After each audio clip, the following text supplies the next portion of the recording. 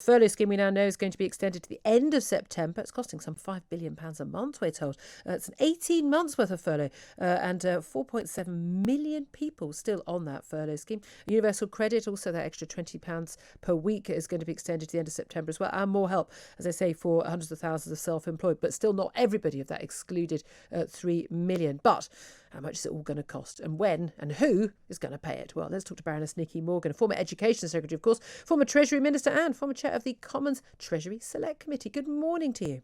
Good morning, Julia. Well, I mean, who would want to be in government right now, or certainly want to be in the Health Department or indeed the Treasury, having to pick up the pieces of this horrible pandemic mess? There's no doubt at all Rishi Sunak has come out of a lot of this smelling of roses over the last year. One of the most popular, in fact, by far the most popular politician in the cabinet. But I wonder how long his popularity stands after all the furlough schemes and all the financial help when we actually get to the point of us having to pay for it. Do you think that that actually today is going to be the day when he is going to start sort of explaining just how much this is all going to cost? Well, I think he's certainly going to say today, because we will see the forecast from something called the Office for Budget Responsibility about what they think has both happened to our economy and what might happen. So I think we'll see the scale of the problem. But of course, as we've already heard, things like extending furlough, which is absolutely the right thing to do, is going to continue to add to the debt that we are taking on as a country. So we're not there yet. I think what we'll see is Rishi setting out probably a sort of a direction of travel, if you like, a path towards what he thinks might happen in terms of repairing the public finances. We might hear one or two suggestions of tax rates that are either not going to fall or are going to be lifted at some point. But I would be very surprised if we heard much detail on that today. We know there's some more tax consultations to come. I suspect we'll have another budget, or at least a pretty significant financial statement in the autumn, when we'll have a better sense of how the economy has bounced back. And I think it will bounce back once restrictions are lifted and people get their confidence back. I mean, it's pretty difficult to predict what's happening to the economy at the best of times, even in normal situation. When we see, again, predictions, whether it's from the Office for Budget Responsibility, the Treasury, it's from the Institute of Fiscal Studies. I mean, no one ever seems to get it quite right. We're often told, oh, well, it's far greater or lower unemployment or growth and the like. But at a time when we're still in lockdown, knowing what's going to happen after we get out of lockdown, we hope, virtually impossible, I would say.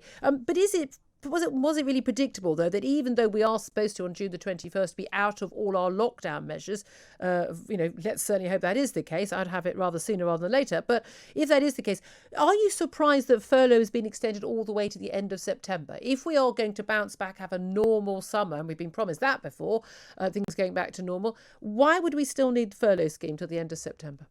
Well, because I think a number of businesses, even if restrictions are lifted, are still going to take some time. So, for example, if you're a large hospitality venue, if you run a large events business, for example, where you can just not be able to operate in the normal way at all, then I think it will take time to bring people back off furlough, to have the confidence to see whether bookings are being made, for example. So I think it is right that Rishi has given that sort of additional window. I think ministers are also very conscious that, of course, we all hoped towards the end of last year, once the vaccine announcements were made, that we could begin to see an end to this. And then, of course, we had the Kent variant of the virus. And I think there is certain nervousness that we just don't know what's going to happen with the virus. So again, I think one of the points that's been made is that businesses do need to plan. So knowing that you've got the furlough scheme now until September, as you say, if restrictions come off, all things being equal, then actually businesses will be able to plan. And it's important not to have a cliff edge for businesses and for employment reasons, because otherwise there's a chance that businesses will say, well, I'm really sorry, we can't guarantee work, therefore we are going to let you go. And the last thing the Chancellor wants, the last thing that our economy needs, is unemployment going to much higher levels than we are used to, because we are an economy that relies very heavily on consumer spending. So your point about it's difficult to know what's happening with the economy, that is true. And I think the particular issue in relation to a public health crisis is so much of this is psychological. You can lift the restrictions, but you still don't know whether people are going to go out and start spending money. Although, I have to say, looking at the holiday bookings, it's encouraging. I think many people do want to try to have as normal a summer as they can. Well, indeed. And again, that's where the government actually shoots itself in the foot, doesn't it? Because we know coming out of this, every time we get some good news, every time things are looking good in terms of vaccine rollout, in terms of its effectiveness and everything like that, we get a barrage of horrific images in a government paid for, taxpayer paid for government advertising, telling us that 1 in 3 people who've got COVID don't have symptoms and could be passing it on. Stay away from people. Treating everybody. You have to sort of basically act as if you've got COVID yourself. People are constantly now walking around. I'm amazed by the number of people who genuinely, think that, passing by someone in the street they're going to die. I mean, there's no evidence that people are getting COVID passing people in the street. The government has absolutely churned out this messaging to tell us to be terrified. And now they're going to be really, really surprised when people are too terrified to leave their homes even after they've been vaccinated. Haven't they created this themselves? Instead of just giving honest advice so that people can make a risk assessment for themselves.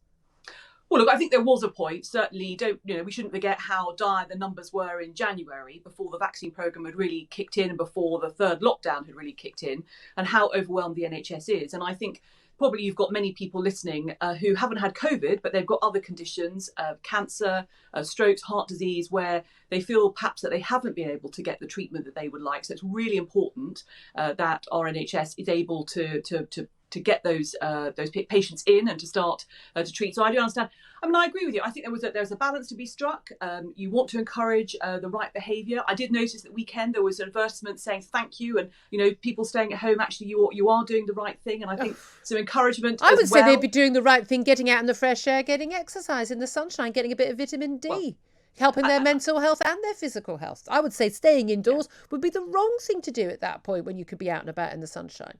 Well, and I think a lot of people, particularly the great weather we had over the weekend, I think people were. I think the other point from today is we're going to hear a lot about the economy. But as you said, the next thing is going to be actually how do we make sure that we don't have a kind of a social recession almost, that we do encourage people to get out, that we do say to people that, when it's the right time, going back to your workplace, seeing people. I mean, we are all social beings. And what we've learned in the last year is that if we want to avoid a mental health crisis, we want to avoid the crisis of loneliness, that actually the next thing we're going to need, and I think the Prime Minister will be good at this, is saying to people, actually, come on, folks, we've done really well with the vaccination programme. It is time now to try to pick up and live as normally as we can while we deal with the rest of this the virus crisis. Well, and how normal we get back to normal life. I mean, you're a former culture secretary as well, and you're obviously dealing with responsibility for sport. Prime Minister wants us to host the Euros from 2020 this summer. They're going to be held. They're supposed to be held everywhere across Europe, which I always thought was a bad idea anyway, just for the fun of the football tournament being in one country. But we're going to be hosting the semi-final and the final at Wembley anyway. Just moving the entire tournament to the UK, and indeed bidding for the 2030 World Cup as well. A lot of people might say, hold on a minute. 1 minute we're not even allowed to even send our kids to school, and a few months later we're going to host a tournament. I mean, I'm all in favour of kids being back at school, opening retail, pubs, and having the football tournament. But do you think for a lot of people that might be too much? Well, I think, again, what it will require, a bit like the budget today, but it'll be a different kind of explanation as to why ministers and scientific advisors and health advisors are now confident that with the vaccination programme, having done, over 20 million people having been vaccinated, it's an extraordinary achievement for everybody involved in that. I think explaining why the decisions now can be very different in terms of, you say, people going to events than they would have been a few months ago. I mean, people, you get plenty of callers, Julia. People do understand that obviously calculations will change. It's good news, but again, the Prime Minister wants to take time to make sure that actually we are continuing to go in the right direction for the virus. But yeah, as a former culture secretary, going to sports events, going to the theatre, going to live music events, all of that, I think, is going to be a really important step in the country's recovery from COVID. OK, Baroness Morgan, really appreciate you joining us.